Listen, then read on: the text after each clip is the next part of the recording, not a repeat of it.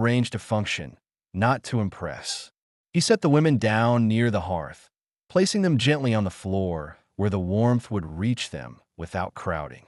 He stepped back at once, creating space, then turned to the fire, feeding it more wood until the flames responded. He set a kettle to warm, laid out blankets flat instead of draping them over their bodies, and waited. Only after the room began to shift from cold to livable did he kneel again, checking hands and feet, noting the stiffness, the discoloration, the danger signs that required action without delay. The older sister watched him closely, her eyes sharp despite fatigue, reading his intentions through his restraint rather than his words.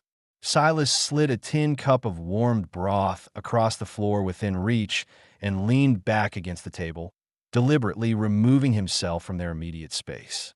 He felt the weight of the decision settling in, heavy but clear. This was no longer just about sheltering from a storm. This would change the balance of his life, his routines, his isolation. Outside, the wind continued to batter the cabin. Inside, the fire held steady, and Silas understood with quiet certainty that whatever happened next would not be undone by morning.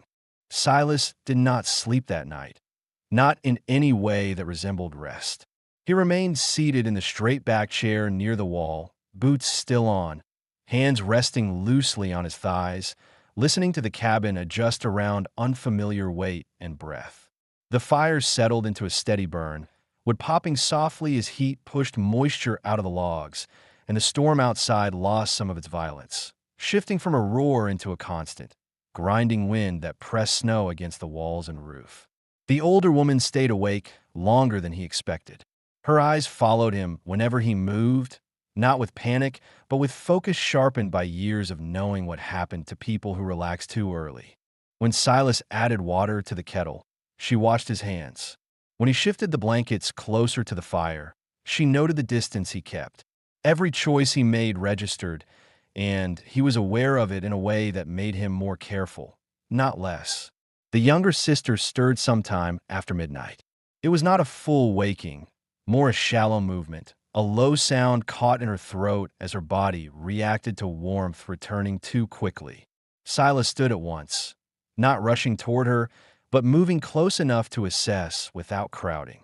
Her skin was warmer now, unevenly so, and her breathing had deepened, though it remained unsteady.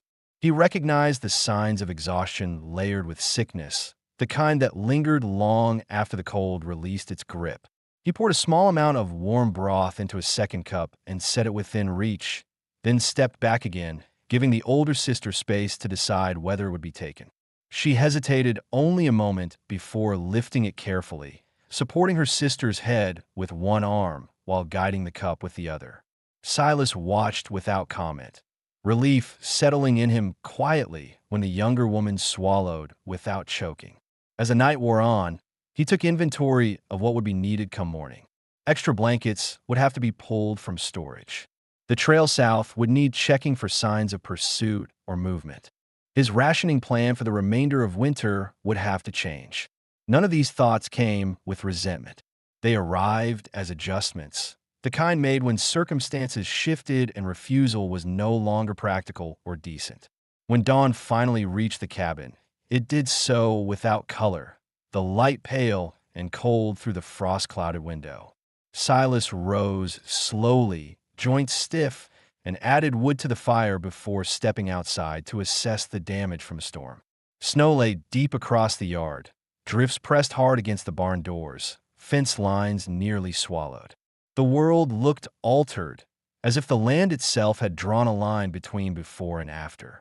He cleared a narrow path back to the door, his breath steady, his mind focused. When he returned inside, the older sister was sitting upright, her back against the wall, posture rigid but controlled. She met his gaze without flinching. The younger woman slept again, color returning faintly to her face. Silas set a bowl of food on the table and gestured once toward it, a simple offer without instruction. The older woman rose carefully, testing her legs before crossing the room.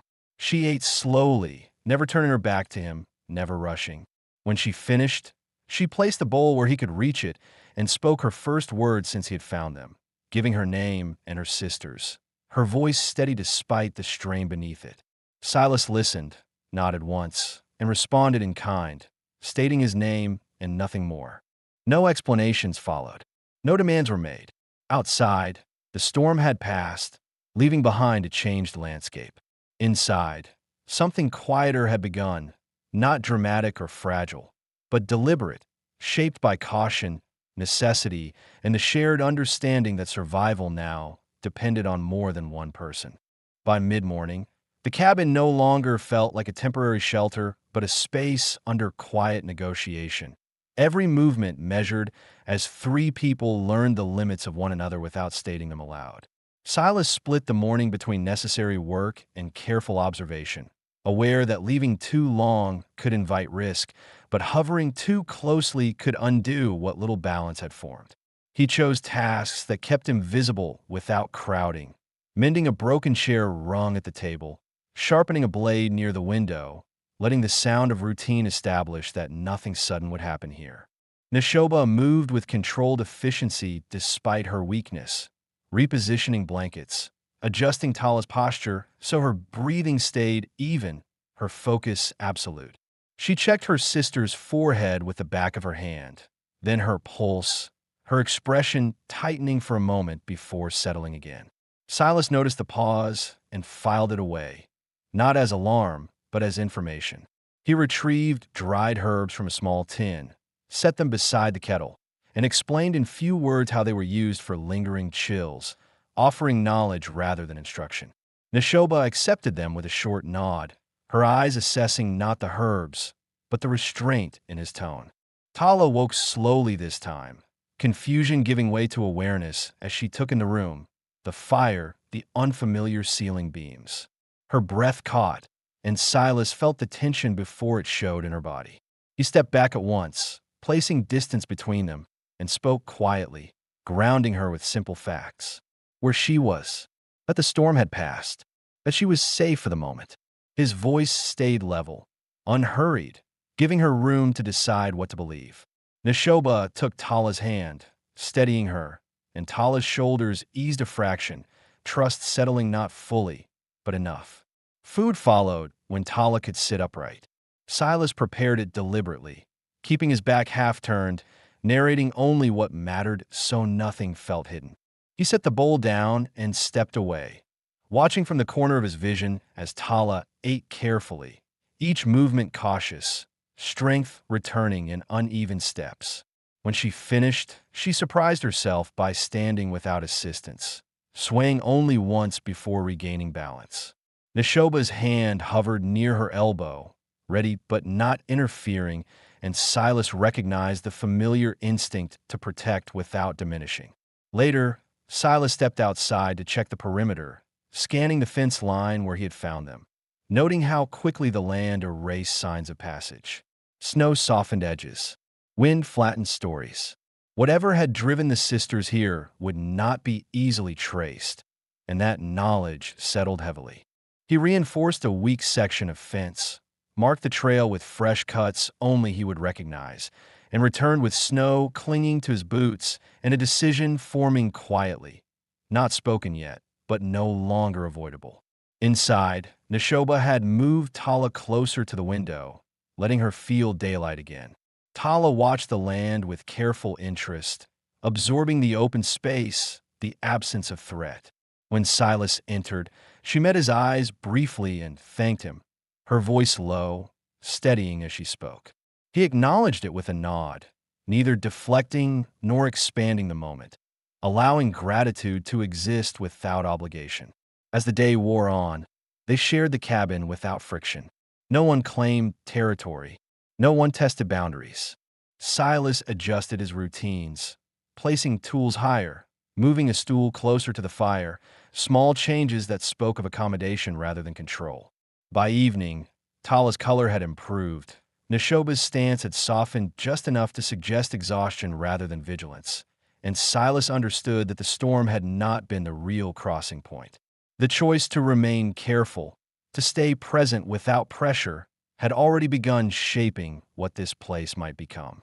The fourth day arrived with a thin break in the weather that changed the sound of the land before it changed the look of it. The wind still moved through the high country, but it no longer pressed with the same force, and the cabin responded to that shift with small creaks and settling noises that Silas had learned to read over years of living alone. Morning light filtered through the window in a muted band, revealing dust in the air and the steady rise of heat from a stove. The space felt occupied now, not crowded, but altered in a way that could not be reversed by silence alone. Silas rose early, as he always did, but the reason felt different. Before, waking had been about habit and control, making sure the day unfolded on his terms. Now it carried an added layer of calculation. How long he could leave the cabin, what work could wait, which tasks required him to stay close. He did not resent the change, but he did feel its weight, the awareness that his decisions now reached beyond his own body.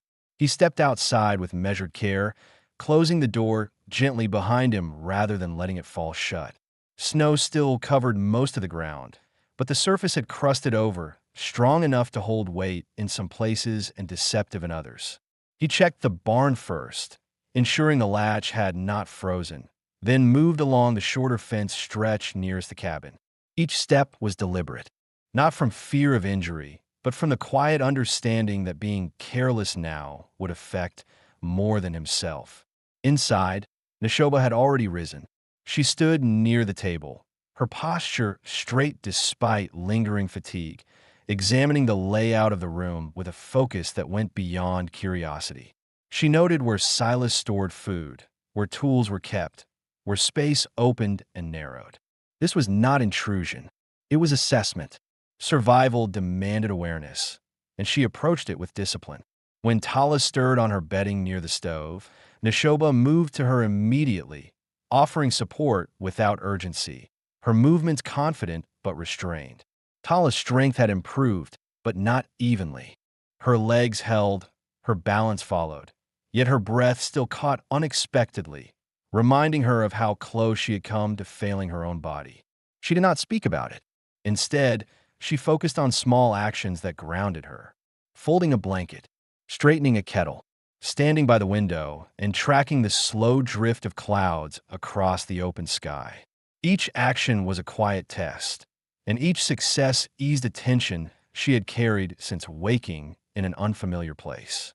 When Silas returned, he carried a bundle of split wood and set it down without comment, his eyes moving briefly to Tala's face to gauge her condition.